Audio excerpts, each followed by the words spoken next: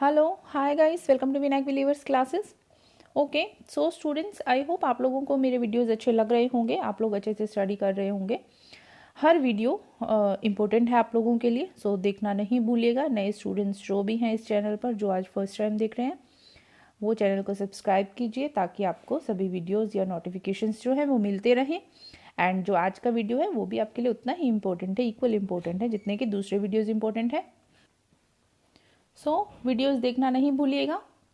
और आज का हमारा टॉपिक बहुत इम्पोर्टेंट है, जो कि हम बात करेंगे सिंड्रोम से रिलेटेड है। ठीक है, तो सिंड्रोम क्या होता है हम बात करेंगे। बेसिकली सिंड्रोम का मतलब क्या होता है कि बॉडी के अंदर किसी भी चीज़ में चेंजेस आ जाना। जब बॉडी में हमारे किसी चीज़ में चेंजेस आ जाते हैं तो वो सिंड्रोम कहलाता है। चाहे उस चीज़ की मात्रा बढ़े घटे या किसी तरह की कोई अदर प्रॉब्लम, तो वो सिंड्रोम के अंदर आ जाती है। आज हम बात करेंगे मेटाबॉलिक सिंड्रोम, और भी सिंड्रोम की बात करेंगे, बट फर्स्ट हम बात कर रहे हैं मेटाबॉलिक सिंड्रोम। मेटाबॉलिक सिंड्रोम क्या होता है, ठीक है। इससे पेपर में क्वेश्चन आता ही आता है, पेपर में क्वेश्चन इससे आता ही रहता है, तो हमें पता होना चाहिए मेटाबॉलिक सिंड्रोम क्या होता है। फर्स्ट हम जानेंगे मेटाबॉलिज्म क्या होता है, उसी से रिलेट करता है मेटाबॉलिक सिंड्रोम। सो सबसे पहले हम मेटाबॉलिज्म जो है उसके बारे में जानेंगे। ओके, चलिए बात करते हैं मेटाबॉलिज्म।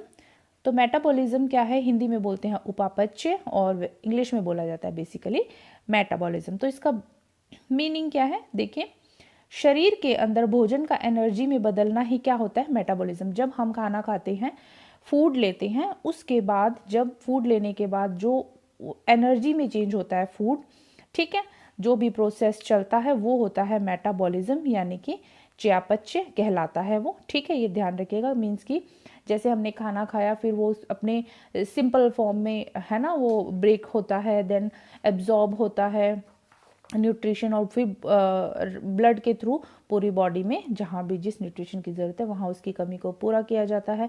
और जो आपका ग्लूकोज है वो एनर्जी में चेंज होता है, ठीक है, जिससे हमें एनर्जी मिलती है। तो ये सब जो चीज़ें हैं, ये जो प्रोसेस चलता है मेटाबॉलिज्म होता है, बेसिकली भोजन का पचना, ठीक है। तो वो चयापचय की क्रिया होती है। मेटाबॉलिज्म बेसिकली ये होता है। आई होप स्टूडेंट आप लोगों को ये समझ में आ गया होगा कि मेटाबॉलिज्म क्या है। तो मेटाबॉलिज्म की जरूरत क्यों पड़ती है, मानव शरीर को अपने कार्य संपन्न करने के लिए, भोजन पचाने के लिए, रक्त परिसंचरण करने और श्वास व हार्मोनल संतुलन जैसे कार्यों की उचित मात्रा के लिए एनर्जी की जरूरत पड़ती है। तो ठीक है, हमारी बॉडी में प्रोसेसिंग चलती रहती है, ठीक है, भोजन को पचाने का जो काम चलता है, उसके अलावा ब्लड सर्कुलेशन का काम चलता है, हम लोग सांस ले रहे हैं, जो भी हार्मोनल बैलेंस चलता है बॉडी के अंदर, और जो भी हम कार्य करते हैं उचित मात्रा में, उसके लिए एनर्जी की ज़रूरत होती है। इन सब कार्यों के लिए प्रॉपर, इनको फंक्शनिंग के लिए, इनके प्रॉपर रेगुलेशन के लिए एनर्जी की ज़रूरत पड़ती है। तो जो कि हमें किससे मिलती है, जो कि हमें फूड से मिलती है। और जब हम फूड लेते हैं तो उसका मेटाबॉलिज्म होता है, जिससे हमें एनर्जी मिलती है, और हमारे ये सभी जो प्रोसेसिंग है, हमारी फंक्शनिंग जो है हमारी बॉडी की, वो प्रॉपर चलती हैं, ठीक है।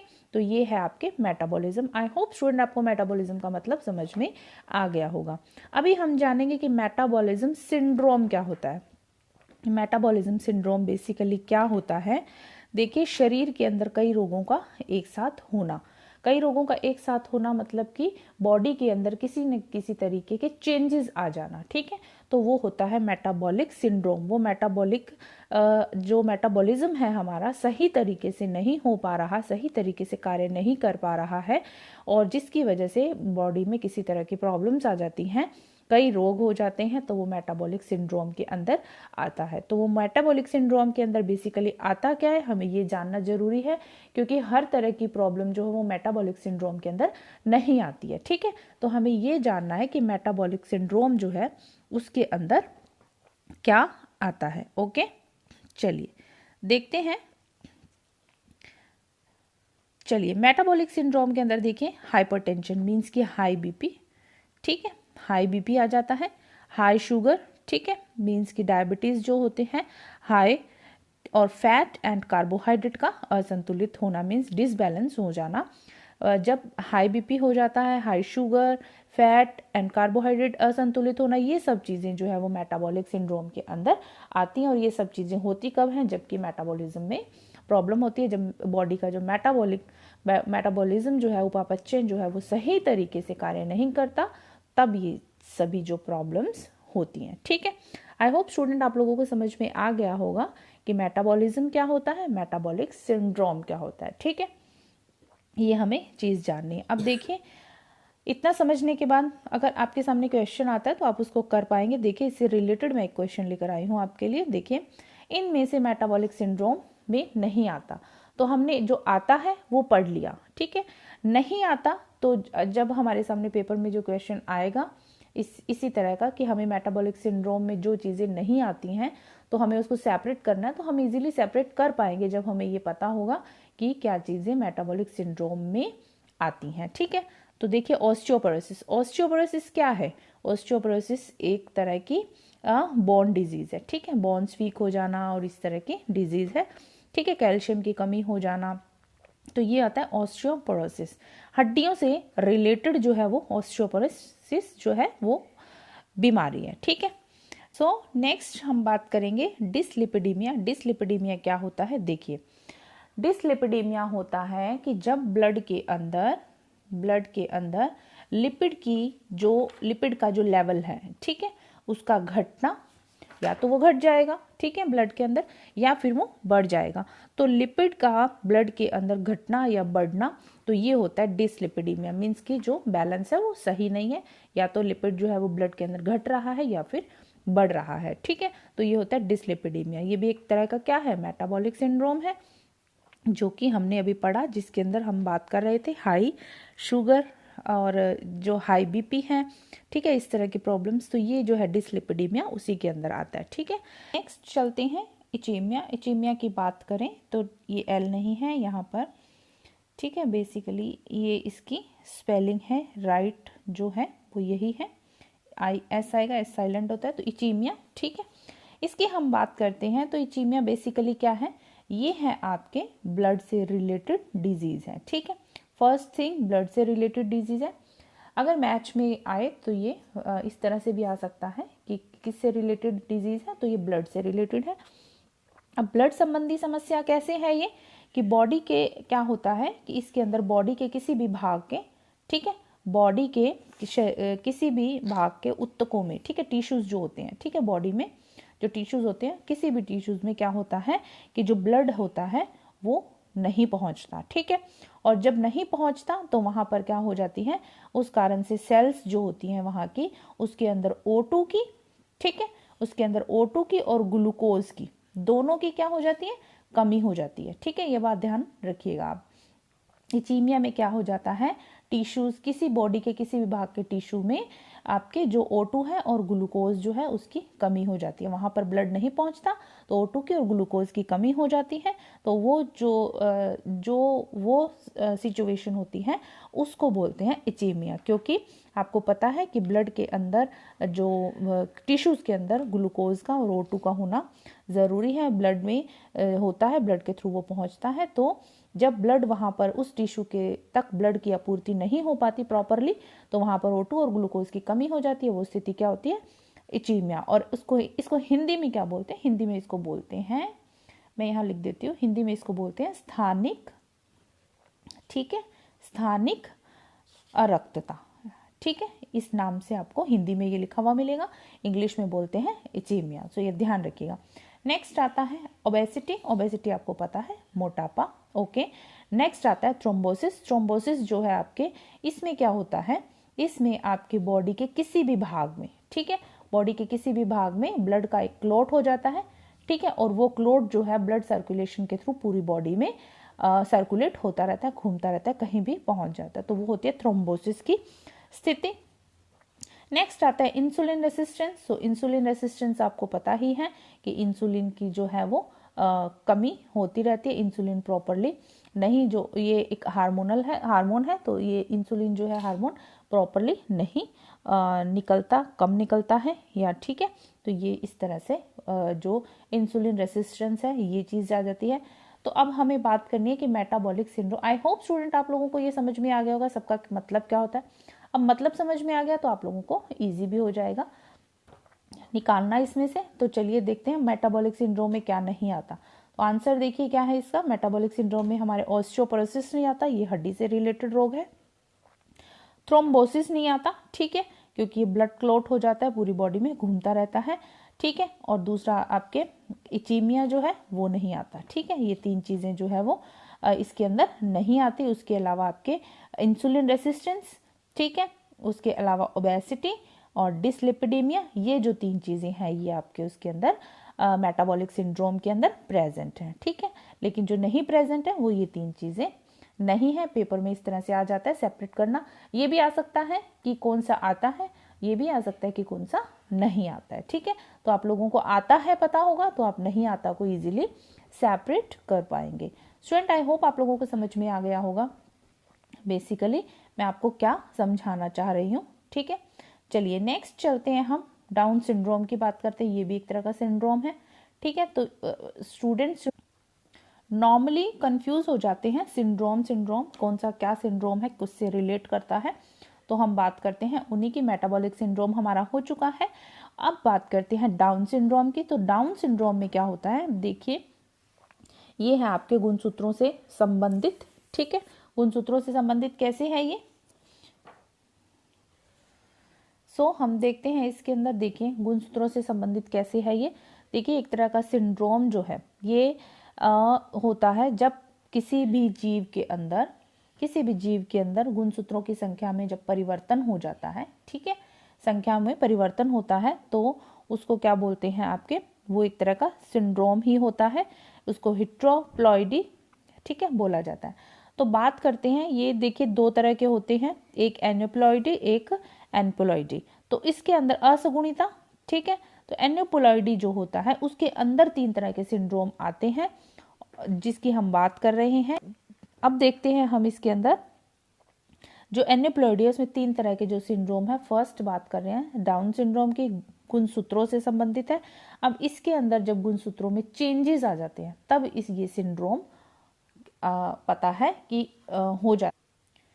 चलिए इसमें देखें क्या होता है, इनमें 21वीं जोड़ी जो गुणसूत्र होते हैं, ठीक है, जो क्रोमोसोम्स होते हैं जिनको आप क्रोमोसोम्स बोलते हैं इंग्लिश में, ठीक है, वो 2 की बजाय कितने होते हैं, 3 हो जाते हैं। वैसे आप लोगों को पता ही है कि 23 जोड़े गुणसूत्र होते हैं, ठीक है। संख्या में कितने होते हैं, 46 होते हैं। वैसे अगर हम इसकी पेयर्स की बात करें तो 23 पेयर्स में होता है, और नंबर्स की बात करें तो 46 नंबर्स होते हैं, ठीक है। तो इसके अंदर क्या होता है, जो 21वां जो जोड़ा होता है, ठीक है, उसमें जो आपके गुणसूत्र हैं वो 2 के बजाय क्या होते हैं, 3 होते हैं। तो इस तरह से आपको पेपर में भी लिखा हुआ आ सकता है। मैं आपको सिर्फ ये बताना चाहती हूँ कि मैंने एक पेपर में इस तरह से लिखा हुआ देखा था जिसमें आपको सिर्फ ये दिया गया था और आपको ये बताना था कि ये कौन सा सिंड्रोम है, ठीक है। डाउन सिंड्रोम है, टर्नर सिंड्रोम है, लाइनफेल्टर सिंड्रोम है। इसीलिए आपको ये चीज़ थोड़ा सा ध्यान रखनी है। तो इसको इस तरह से लिखा जाता है 2n+1 = 47। मीन्स की गुणसूत्र यहाँ 2 के बजाय +1 कर दिया, मीन्स की कितना हो गया, 47 हो गया। होने कितने चाहिए, 46 होने चाहिए, बट यहाँ पर +1 हो गया, 47 हो गए। तो क्रोमोसोम्स की जो आपके संख्याएं हैं, ठीक है, उसके अंदर क्या हो गए, चेंजेस हो गए। क्रोमोसोम्स में किसी भी तरह का परिवर्तन हो गया, 46 की बजाय 47 हो गए। तो ये किस में आता है, डाउन सिंड्रोम में आता है। डाउन सिंड्रोम में आता है तो इसमें, ठीक है, इसको क्या बोलते हैं, ट्राइसोमिक भी बोलते हैं, ठीक है। ये आपको नहीं पढ़ना, यहाँ देखिए इसको क्या बोलते हैं, ट्राइसोमिक भी बोला जाता है। अब जब डाउन सिंड्रोम हो जाता है तब इसके अंदर क्या क्या चीज़ें होती हैं, देखिए एक तो जो हाइट है, ठीक है, वो कम रह जाती है। मंद बुद्धि, ठीक है, माइंड सही नहीं होता, ठीक है। उसके अलावा आपके जीभ मोटी। तो इस तरह की जो चीज़ें हैं ये इसके अंदर जो सिम्टम्स हैं या इसके अंदर जो डाउन सिंड्रोम होने के बाद जो जो चीज़ें देखने को मिलती हैं वो ये चीज़ें हैं, ठीक है। तो ये आपका डाउन सिंड्रोम है। आई होप आप लोगों को समझ में आ गया होगा डाउन सिंड्रोम क्या है। इसमें 21वां जोड़ा जो है उसमें गुणसूत्र 2 की बजाय कितने हो जाते हैं, 3 होते हैं, ठीक है। तो इसको इस तरह से लिखा जाता है। नेक्स्ट चलते हैं टर्नर सिंड्रोम। टर्नर सिंड्रोम क्या होता है, यह होता है बेसिकली लेडीज के अंदर, स्त्रियों के अंदर, फीमेल्स के अंदर, ठीक है। फीमेल्स में होता है। तो मुख्यतः स्त्रियों में होता है। तो इसमें चेंज क्या आता है, देखिए इनके लिंग गुणसूत्रों में से एक गुणसूत्र उपस्थित होता है, ठीक है, अनुपस्थित होता है, ठीक है, ये ध्यान रखना है। एक एक्स गुणसूत्र उपस्थित होता है, यहाँ पर एक एक्स गुणसूत्र उपस्थित होता है। तो इसमें आप कैसे लिखेंगे कि 2n -1, इसमें आपको क्या करना है, -1 करना है। इसके अंदर संख्या कितनी हो जाती है, 45 होती है, इसके अंदर एक लेस हो जाता है, ठीक है। या तो इसको कैसे लिखेंगे, 2n -1, ठीक है, इक्वल टू 45। ये देखिए मैंने इसको ऑब्लिक करके लगाया हुआ है। या तो आप इस ऐसे लिखेंगे 2n -1 मीन्स कि जब संख्या में कमी आ गई है, ठीक है, तो वो क्या हो गया आपके टर्नर सिंड्रोम। एंड या फिर आप इसको कैसे लिखेंगे, या फिर इसको ऐसे लिख सकते हैं, ये देखिए 44 + x, ठीक है, इक्वल टू 45। या तो इसको ऐसे लिखिए या ऐसे लिखिए, ये दोनों तरह से किसी भी तरह से लिखा हुआ हो सकता है, दोनों तरह से लिखा जा सकता है। तो इसके अंदर जब टर्नर सिंड्रोम होता है तब क्या होता है, नपुंसकता, ठीक है, इस तरह की जो चीज़ है वो देखने को मिलती है। हाइट जो है वो कम रह जाती है और जो ग्रोथ है वो पूरी नहीं होती है, डेवलपमेंट पूरा नहीं होता है। तो ये टर्नर सिंड्रोम है जो बेसिकली स्त्रियों में होता है, ये चीज़ आप ध्यान रखिएगा, ठीक है। चलिए नेक्स्ट चलते हैं। आई होप स्टूडेंट आप लोगों को समझ में आ रहा होगा। मैं आज सिंड्रोम से रिलेटेड ही बात कर रही हूँ कि सिंड्रोम जो है नाम से आते हैं तो समटाइम्स पता ही नहीं होता कि ये किससे रिलेटेड है, ठीक है। तो आज हम सिर्फ सिंड्रोम की बात कर रहे हैं। चलिए नेक्स्ट आता है लाइनफेल्टर सिंड्रोम। देखिए डाउन सिंड्रोम, लाइनफेल्टर सिंड्रोम एंड आपके टर्नर सिंड्रोम, तीनों तरह के सिंड्रोम जो है वो क्रोमोसोम से रिलेटेड है। क्रोमोसोम्स के अंदर जब परिवर्तन आ जाता है किसी तरह का तो ये सिंड्रोम्स जो है वो देखने को मिलते हैं। डाउन सिंड्रोम में +1 47 हो जाता है। टर्नर सिंड्रोम में आपके -1 मीन्स कि 45 रह जाता है, 46 होना चाहिए, 45 रह जाता है, उसमें 47 हो जाता है। नेक्स्ट बात करते हैं लाइनफेल्टर सिंड्रोम। इसके अंदर लिंग गुणसूत्रों 2 की बजाय कितने होते हैं, 3 होते हैं, ठीक है। तो XX Y, तो ये इसके अंदर क्या हो जाता है, 2 की बजाय 3 हो जाते हैं, या तो हो XX या हो XY। लेकिन इस बेसिकली होता क्या है, बेसिकली तो यही होता है ना, XX होगा या फिर XY होगा, ठीक है। लेकिन इसके अंदर क्या हो जाता है, 2 की बजाय जो होते हैं वो 3 होते हैं, XXY। देख रहे हैं आप, इस तरह से लिखा हुआ आएगा। तो ये होता है लाइनफेल्टर सिंड्रोम, ये पहचान होना ज़रूरी है, ठीक है।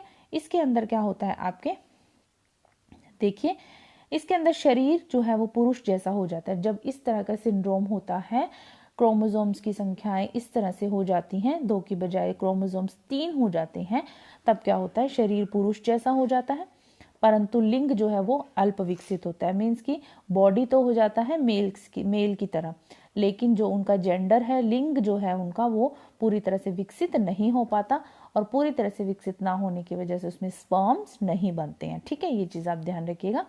तो ये है आपके लाइनफेल्टर सिंड्रोम। आई होप स्टूडेंट आप लोगों को ये समझ में आ गया होगा वीडियो।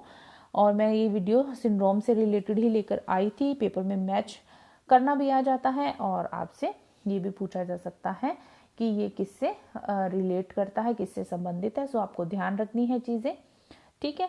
और आई होप समझ में आ ही गया होगा, नहीं भी आया होगा तो आप 1 से 2 बार वीडियो देखेंगे, इजीली समझ में आ जाएगा।